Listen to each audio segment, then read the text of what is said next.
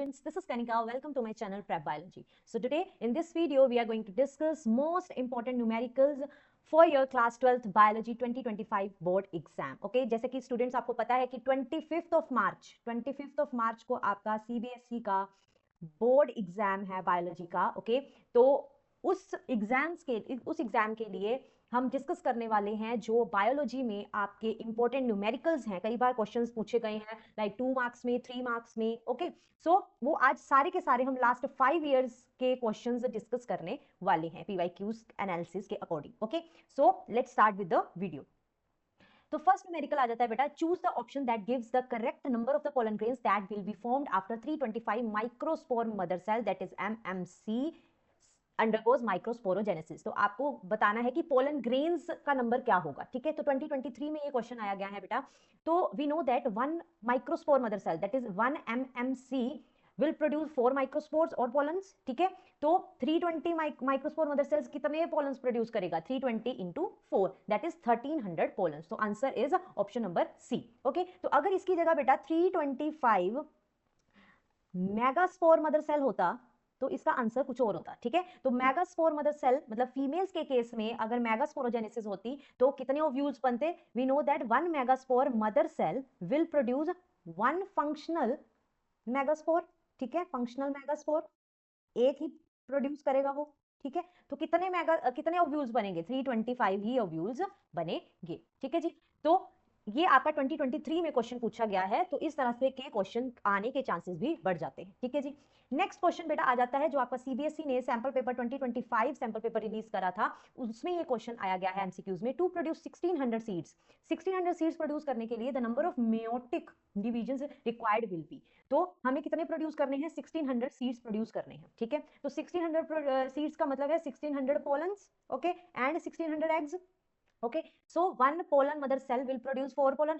हमने डिस्कस करा. तो 1600 पोलन्स के लिए क्या होगा? We need 400 meiotic divisions. Why? क्योंकि 1600 डिवाइडेड बाय 4 करेंगे तो हमारा पास आंसर क्या आ जाएगा? कितने meiotic divisions? 400 divisions to produce 1600 pollens. Okay जी, तो ये तो आ गया पोलन्स के लिए. अब बात आती है कि हमें एग भी प्रोड्यूस करने हैं 1600. तो 1 मेगास्पोर मदर सेल कितने प्रोड्यूस करेंगे? 1 फंक्शनल एग. ओके, 1600 एग्स कितने प्रोड्यूस करेंगे? 1600 डिवीजन्स ही चाहिए होंगी क्योंकि हमें पता है 1 मेगास्पोर मदर सेल एक ही एग प्रोड्यूस करेगा, तो 1600 ही डिवीजन्स हमें चाहिए होगी. तो अगर हमें 1600 सीड्स बनाने हैं तो 1600 ये और 400 ये एंड 1600 एग वाला जो डिवीजन है प्लस कर देंगे तो हमारे पास आंसर आ जाएगा. कितनी टोटल डिवीजन चाहिए होंगी? 2000 divisions we required, meiotic divisions we required to produce 1600 seeds. तो option number B is the right answer. तो इस तरह के भी क्वेश्चन पूछ सकते हैं बेटा अगर सैंपल पेपर में ये क्वेश्चन दिया गया है. Okay,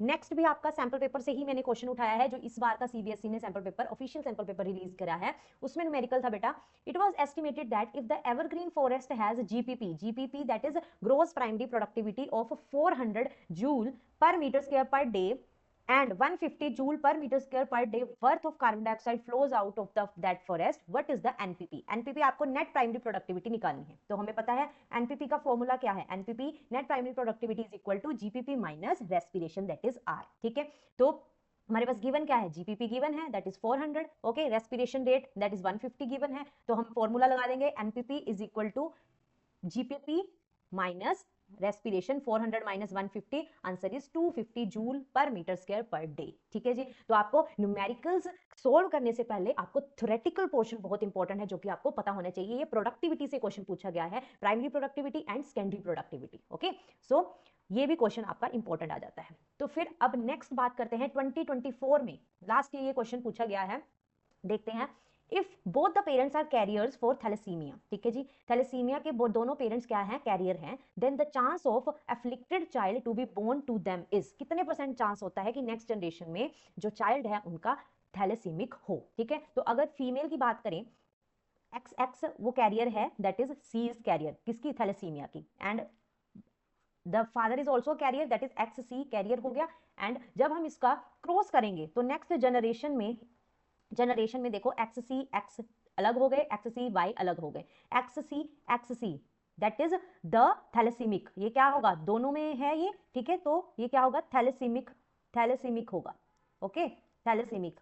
okay, next XCY that is carrier, okay, next is XXC ये भी फीमेल कैरियर होगी डॉटर, XXY ये होगा नॉर्मल। तो कितने परसेंट चांस हो गए, दैट इज ये 25%, कैरियर के कितने हो गए 50% एंड नॉर्मल का भी 25% चांस है।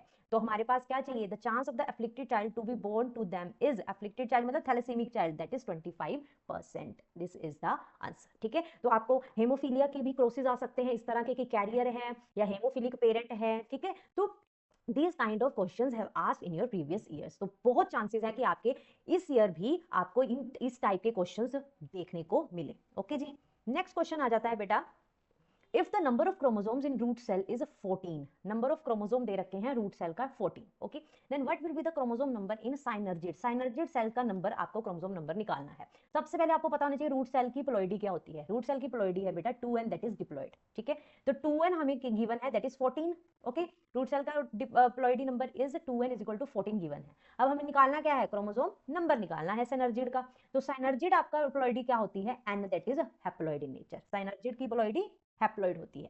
तो जब हम क्रोमोसोम नंबर निकालेंगे साइनर्जिड का, तो हमें 14 का हैप्लॉइड निकालना है, मतलब 14 डिवाइडेड बाय 2 कर देंगे, इसका हाफ जो होगा वो क्रोमोसोम नंबर होगा साइनर्जिड का, दैट इज 7 क्रोमोसोम। ओके, सो आपको इन सारी के सारे जो प्लॉइडी के रिलेटेड क्वेश्चंस हैं उसकी सबसे पहले सारे सेल्स की आपको प्लॉइडी पता होनी चाहिए। तो मैंने यहाँ पे चार्ट बना रखा है, आपको सारे के सारे उसमें सेल्स मिल जाएंगे जिनकी प्लॉइडी गिवन है, that is antipodal cells haploid in nature and synergid cells haploid in nature, egg cell and polar nuclei का प्लॉइडी होता है 2n that is diploid, zygote का भी 2n है that is diploid, pericarp 2n, endosperm triploid in nature that is 3n, scutellum भी diploid होता है 2n, coleoptile and coleorhiza is also diploid that is 2n, plumule that is also diploid and radicle is also diploid in nature. तो ये सारी की सारी ploidy आपको अच्छे से ध्यान में रखनी है।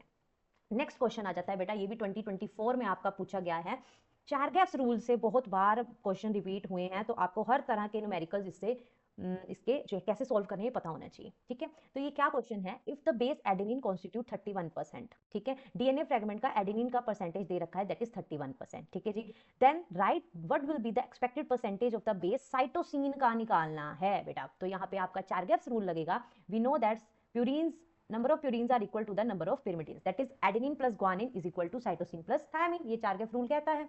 एंड जितने नंबर ऑफ एडेनिन होंगे उतने थायमिन होंगे एंड जितने नंबर ऑफ ग्वानिन होंगे उतने क्या होंगे, साइटोसिन होंगे। ठीक है, तो अब गिवन क्या है, एडेनिन है, एडेनिन अगर 31% है तो थायमिन भी तो 31% है, ये अकॉर्डिंग टू चारगैप रूल कहेगा। ओके, तो अगर हम सम देखें एडेनिन थायमिन साइटोसिन ग्वानिन 100% करते हैं, अगर एडेनिन 31 है तो थायमिन भी 31 है। ठीक है, साइटोसिन ग्वानिन हमें निकालना है, 31 प्लस 31 62 हो गया, और अगर साइटोसिन प्लस ग्वानिन का हमें कंटेंट निकालना है तो 100 माइनस 62 कितना हो गया, 38।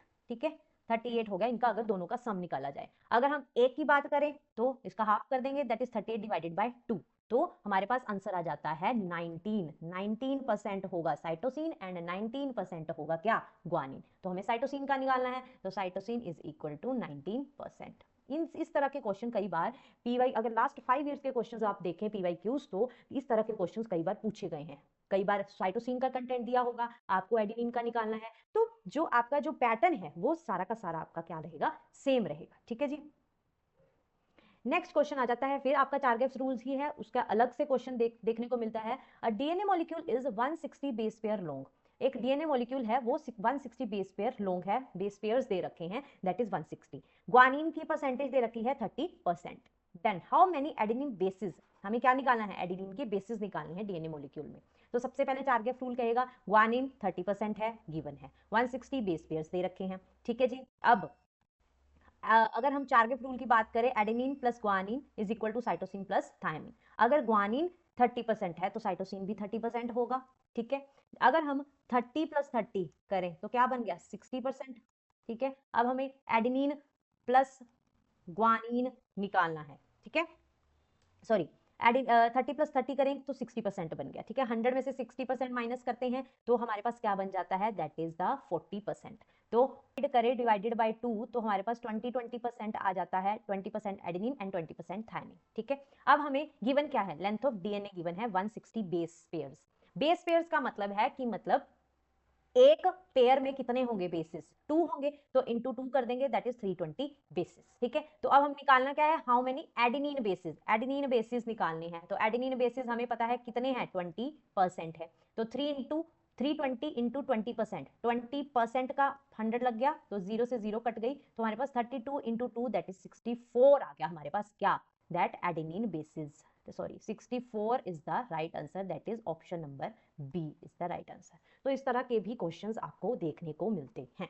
ठीक है जी, एक और चारगेप्स रूल का ही हम क्वेश्चन करेंगे जो कि अलग तरह से है। डीएनए फ्रेगमेंट, आपको न्यूक्लियोटाइड्स दे रखे हैं 3000 न्यूक्लियोटाइड्स। ठीक है, 3000 न्यूक्लियोटाइड्स में से आपको नंबर ऑफ ग्वानिन दे रखा है, दैट इज 160 आर ग्वानिन। ठीक है, how many bases have having double hydrogen bonds between them does this DNA fragment possesses। तो अब इस क्वेश्चन में हमें डबल हाइड्रोजन बॉन्ड्स निकालने हैं, number of double hydrogen bonds given क्या है, ग्वानिन गिवन है 160, टोटल न्यूक्लियोटाइड्स गिवन है 3000। ठीक है, अब चारगेप्स रूल्स निकाल लगाएंगे, A plus D is equal to C plus T, जितने एडेनिन होंगे उतने थायमिन होंगे, जितने ग्वानिन होंगे उतने साइटोसिन होंगे। तो ग्वानिन गिवन है 160, तो साइटोसिन भी क्या होगा 160, दैट इज 320 बेसिस। ठीक है, तो अगर हम ग्वानिन प्लस साइटोसिन करें 160 प्लस 160 दैट इज 320 बेसिस हो गए। अब हमें ग्वानिन और साइटोसिन का पता लग गया जिनके जिनके जिनमें क्या होता है, ट्रिपल बॉन्ड होता है, 320 बेसिस हैं। तो हमें निकालना क्या है, डबल हाइड्रोजन बॉन्ड, मतलब एडेनिन और थायमिन निकालने हैं। तो क्या होगा, टोटल 3000 न्यूक्लियोटाइड्स हैं, एडेनिन प्लस थायमिन, कैसे निकालेंगे, टोटल न्यूक्लियोटाइड्स माइनस हम सब्सट्रैक्ट कर देंगे ग्वानिन एंड साइटोसिन के बेसिस को, दैट इज माइनस 320 बेसिस। तो हमारे पास कितने आ गया, 2680, क्या, कितने किसके basis, that is the adenine and thymine के बेसिस। ठीक है, जितने एडेनिन थायमिन के बेसिस होंगे उतने ही डबल हाइड्रोजन बॉन्ड होंगे, मतलब 2680 डबल हाइड्रोजन बॉन्ड्स होंगे। ठीक है, तो answer option number D is right answer. Okay जी, नेक्स्ट क्वेश्चन देख लेते हैं। A couple has two daughters. What is the possibility that the third child will be a female? ठीक है, तो अब क्या है, दो डॉटर्स हैं कपल की, अब थर्ड चाइल्ड की पॉसिबिलिटी कितनी बनती है कि वो फीमेल ही आए, डॉटर ही आए। आपको ऑप्शंस दे रखे हैं बेटा। अब देखो, हमें पता है कि फीमेल XX रिप्रेजेंट करते हैं एंड XY इज मेल, तो 50% होगा मेल में X एंड 50% होगा Y। ठीक है, तो इक्वल प्रोबेबिलिटी बनती है फर्टिलाइजेशन की, X के साथ भी फर्टिलाइज हो सकता है और X Y के साथ भी फर्टिलाइज हो सकता है। तो कितनी प्रोबेबिलिटी बनती है कि थर्ड चाइल्ड डॉटर आए, that is 50% probability of either male और फीमेल। ठीक है, तो 50% इज द राइट आंसर। ठीक है जी, नेक्स्ट क्वेश्चन देख लेते हैं। How many types of gametes, कई बार क्वेश्चन पूछने को मिला है बेटा, ये PYQ इंपॉर्टेंट है, आपको फॉर्मूला याद रखना है, टाइप्स ऑफ गैमीट्स कैसे निकालते हैं। जीनोटाइप्स आपको गिवन है AABB, तो टाइप्स ऑफ गैमीट्स का फॉर्मूला है 2n, 2 raise to power n। N represent करता है नंबर ऑफ हेटेरोजाइगस लोसाई। तो आपको कोई भी यहाँ पे जीनोटाइप दे दे, चाहे जितना भी बड़ा से बड़ा जीनोटाइप दे दे, डी, ठीक है, तो चाहे ये जीनोटाइप है चाहे ये जीनोटाइप, आपने क्या करना है, हेटेरोजाइगस देखने हैं जिसमें अलग अलग क्या हो, एलील्स हो। होमोजाइगस मतलब सेम एलील, हेटेरोजाइगस मतलब डिफरेंट एलील। ठीक है, तो जितने नंबर ऑफ हेटेरोजाइगस होंगे, ठीक है, वो ही आपका क्या होगा, n। तो इस फॉर्मूला में आप ऐड कर दोगे, जैसे हमारे पास गिवन क्या है, capital A small a capital B, तो यहाँ पे हेटेरोजाइगस क्या है, सिर्फ 1 हेटेरोजाइगस है, तो इस फॉर्मूला में 2 raise to power 1 that is 2। The types of gametes कितने आ गए, 2। ओके, तो ऐसे ही आपको कोई भी जीनोटाइप दे दिया जाए, आपने हेटेरोजाइगस देखने हैं, अगर उसमें हेटेरोजाइगस 2 हैं तो 2 रेज़ टू पावर 2 लगा देंगे तो 4 आंसर आ जाएगा टाइप्स ऑफ गैमीट्स। तो इस तरह के क्वेश्चंस भी देखने को मिलते हैं। ठीक है, नेक्स्ट क्वेश्चन आ जाता है बेटा हार्डी वीनबर्ग इक्विलिब्रियम से। A particular locus the frequency of allele A, capital A आपको दे रखा है 0.8 एंड कैपिटल B आपको दे रखा है, सॉरी स्मॉल a आपको दे रखा है 0.2। ठीक है, What would be the frequency of heterozygotes? Heterozygotes आपकी पॉपुलेशन में आपको फ्रीक्वेंसी निकालनी है। देखो, allele A that is 0.8, allele small a that is 0.2। तो हार्डी वीनबर्ग इक्विलिब्रियम क्या कहता है, p square plus 2pq plus q square is equal to 1। तो हमें हेटेरोजाइगस निकालना है, मतलब 2pq निकालना है। 2 into p is 0.8, q is 0.3 and heterozygous क्या आ गया 0.32। Okay, so yes, it follows the p square plus 2pq plus q square is equal to 1। okay, so हमें हेटेरोजाइगस की जो फ्रीक्वेंसी है वो 0.32 निकालनी। ठीक है जी, तो इस तरह के क्वेश्चन भी देखने को मिलते हैं, हार्डी वीनबर्ग इक्विलिब्रियम से कई बार क्वेश्चन पूछे गए हैं। तो बेटा लास्ट क्वेश्चन है इस वीडियो का, दैट इज 2025 सैंपल पेपर से लिया गया है, जो आपका CBSE ने अभी रिलीज करा था इस साल के लिए। आपके पास what is the assuming that within a population of beetles Hardy-Weinberg conditions are met, the color black that is capital B is dominant over color red that is small b. ठीक है, 40% of beetles are red, तो आपके पास small b दे रखा है that is 40%. Question क्या है, what is the frequency of red beetles? तो red Beatles की फ्रीक्वेंसी कैसे निकालेंगे, स्मॉल बी मतलब कि क्यू स्क्वायर हमें दे रखा है दैट इज 0. तो इसकी क्यू स्क्वायर की हम निकालेंगे दैट इज 40%. 40% मतलब कि क्या हुआ 40/100. ठीक है, तो हमारे पास 0.4 आ गया इसका. ठीक है, अब क्या करेंगे, to determine q what is which is the frequency of recessive allele in the population, simply take square of q square. ठीक है, square root of q square हम करेंगे इसका. ठीक है, तो हमारे पास आंसर आ जाएगा 0.63. ठीक है, q is equal to 0.63. Next question है, calculate the percentage of beetles in a population that are heterozygous. Heterozygous का मतलब है 2pq निकालना है हमें. ठीक है, तो हमें पता है p plus q is equal to 1. ठीक है, हार्डी-विनबर्ग बताता है, मतलब q हमें पता है 0.63 है, q इज 0.63, तो 1 माइनस 0.63 इज इक्वल टू 0.37. ठीक है जी, 0.37 आ गया, तो p हमारे पास आ गया 0.37, Q हमारे पास है 0.63, तो हमारे पास आंसर क्या आ जाता है 2pq is equal to 0.47. 0.47 is the answer. Okay, तो इस तरह के क्वेश्चन भी देखने को मिलते हैं. Okay, so this is all about this video. I hope ये वीडियो आपके लिए बेनिफिशियल रहेगी. आपको इंपॉर्टेंट जितने भी न्यूमेरिकल्स हैं लास्ट 4-5 ईयर्स के आपको मैंने डिस्कस किए हैं, इस टाइप के क्वेश्चंस एग्जाम में पूछे जा सकते हैं. Okay, so all the very best for your board exams. If you like this lecture, like, share and subscribe my channel that is Scrap Biology. Follow for more. Thank you.